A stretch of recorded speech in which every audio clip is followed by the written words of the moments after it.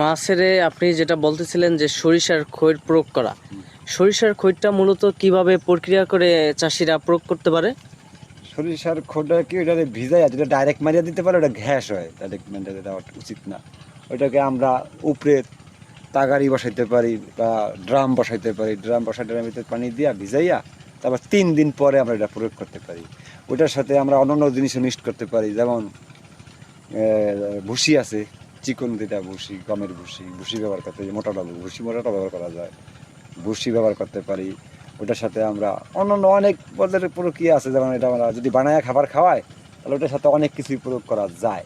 যেমন সয়াবিন প্রয়োগ করতে পারে, সয়াবিন যেটা আছে ওটা বানাইয়া, তারপরে নারিকেলের খৈর আছে ওইটারে কেউ খাওয়াইতে পারে। এক একজনে এক এক রকম খাবার তৈরি করে খাওয়ায়, কিন্তু অনেক পদ্ধতি দিয়ে তৈরি করা যায়। তারপরে যেমন, তবে কি প্রতিটা খাবারের সাথে যদি বানানো খাবার হয় তাহলে সিডালটা ব্যবহার করা উচিত, যেটা ঝোলা গুড় বলে, ঝোলা গুড়। সিডালটা দিলে কি মাছের অ্যামোনিয়ার গ্যাস থেকে রক্ষা পাওয়া যায়, এবং ওই চিটা গুড়টায় আমাদের যদি আমরা প্লাঙ্কন সৃষ্টি করতে পারি, প্লাঙ্কনটা হলো চিটা গুড়ে খায়, চিটা গুড় খায়, প্লাঙ্কনটা বাসে চিটা গুড় খায়।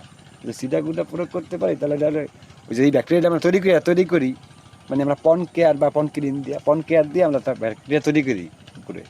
ওই ব্যাকটেরিয়া তো খাওয়ার প্রয়োজন আছে, তখন ওটা সীতাগুড় ব্যবহার করলে সীতাগুড় তো ওইটাই খায়। ওইটা খেলে ওইটা আরও বেশি থাকলে আমাদের ওই যেটা খারাপ ব্যাকটেরিয়া যেগুলো আছে সেগুলো তেমন করে রাখে ওই উপকারী ব্যাকটেরিয়া।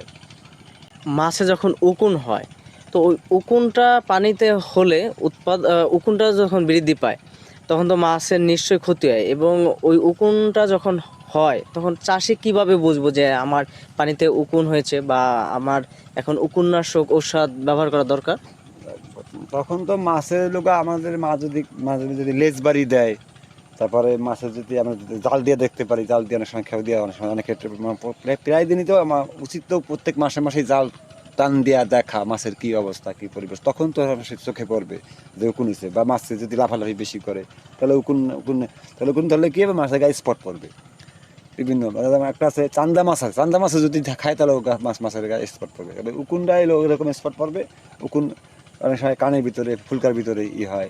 এই উকুন দেখে তারপরে উপন্যাসক প্রয়োগ করতে হবে, উপন্যাসক প্রয়োগ করে উকুনটাকে নির্মূল করতে হবে।